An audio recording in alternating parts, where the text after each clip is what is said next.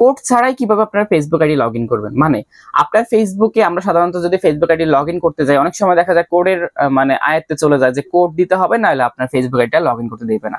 তখন আপনার সিমে একটা কোড আসে, সেই কোডটি আপনি বসাই দিলে তখন আপনাকে লগ ইন করতে হয়। অনেক সময় দেখা যায় কি আমাদের ওই নাম্বারটি, যে নাম্বারটি রয়েছে সেই নাম্বারটি আমরা অনেক সময় আমাদের হাতের নাগালে থাকে না, বা যে নাম্বারটা দিয়ে খুলেছি যে নাম্বারে কোডটা আসবে সেই নাম্বারটা অনেক সময় আমরা হারিয়ে ফেলি বা সিমটা চুরি হয়ে যায়। সো তখন আমরা কি করি, তখন আমরা অনেক বিপদে পড়ে যাই যে এখন আমি যদি ফেসবুকে এটা লগ ইন করতে যাই তাহলে কিন্তু আমার কি হবে, লগ ইন হবে না, কোডটা আমি পাবো না। সো এই বিষয় নিয়ে কোনো টেনশন করার দরকার নেই, মানে আপনার কোডটি খুব সহজেই আপনি সিম ছাড়াই পাবেন। মানে কিভাবে কোড ছাড়াই ফেসবুক আইডি লগ ইন করবেন সেটাই আমি আজকের ভিডিওতে দেখিয়ে দিব। পুরো ভিডিও জুড়ে রয়েছে আমি এমএস রকি, এবং আপনারা দেখছেন আপনাদের ভালোবাসার চ্যানেল এমএস রকি টেক।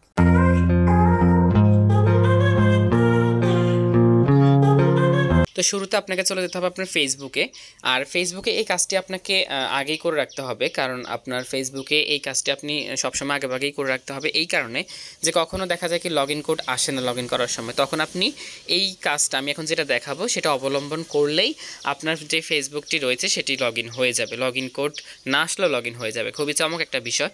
তো প্রথমে এখন আমার এই ভিডিওটি যারা যারা দেখতেছেন বা যারা যারা দেখবেন তারা অবশ্যই এটা সংগ্রহে রাখবেন।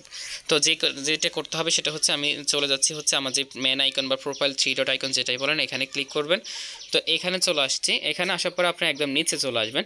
নিচে আসলে আপনারা এখানে একটা জিনিস পাবেন, সেটা হচ্ছে সেটিংস অ্যান্ড প্রাইভেসি নামে। সো আমরা সেটিংস অ্যান্ড প্রাইভেসিতে ক্লিক করে দেবো। এরপরে হচ্ছে এখান থেকে আমরা প্রাইভেসি শর্টকাট নামে যে অপশনটি রয়েছে আমরা এখানে ক্লিক করব।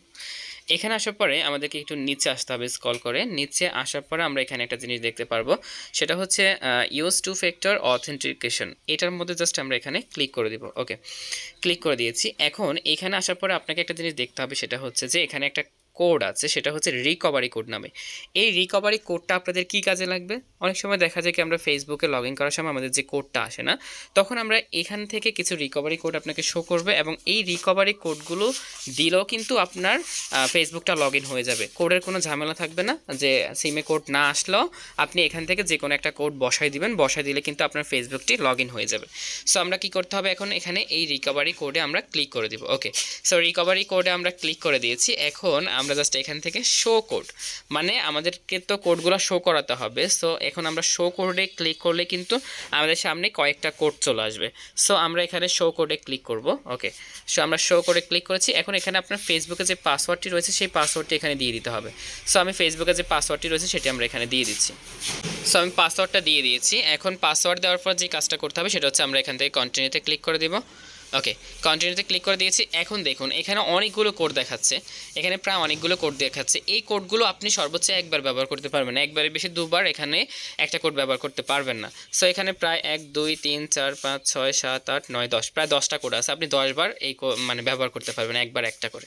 সো এই কোডগুলো এই মুহূর্তে আমার ভিডিওটি যারা দেখছেন তারা অবশ্যই এখনই সাথে সাথে আমার ভিডিওটি দেখা শেষ হলে আপনারা এই কোডগুলো আপনাদের সংগ্রহ রাখবেন, স্ক্রিনশট দিয়ে এটা রেখে দিবেন, বা কোনো একটা ডায়েরিতে আপনারা নোট করে রাখবেন। কারণ যখন আপনারা ডায়েরিতে নোট করে রাখবেন বা এটা সংগ্রহ রাখবেন, তখন লগ ইন কোড না আসলে আপনারা এখান থেকে যে কোনো একটা কোড বসায় দিয়ে আপনি আপনার ফেসবুকটি সহজেই লগ ইন করে ফেলতে পারবেন।